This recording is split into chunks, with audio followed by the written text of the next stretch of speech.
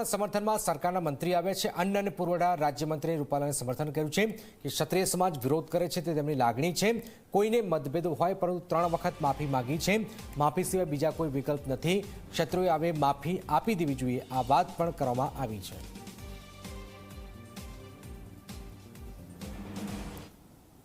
ક્ષત્રિય સમાજનો જે વિરોધ છે એ એમની લાગણીનો વિષય છે। હવે હોઈ શકે કંઈ ના કંઈ મતભેદો હોય।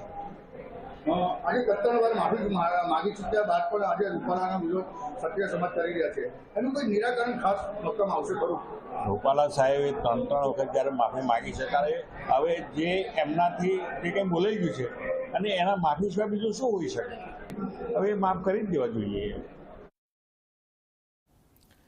તો રાજ્ય સહિત દેશ દુનિયાની ખબરો જોવા જાણવા સમજવા જોતા રહો ઝી24 કલાક અને ચૂંટણીના રંગ ઝી24 કલાકને સંગ દરરોજ સાંજે 6:30 કલાકે ગલ્લાની ગપશપ, 7:30 વાગે દંગલ અને 9 વાગે બુલેટ રિપોર્ટર જોવા ન ભૂલશો।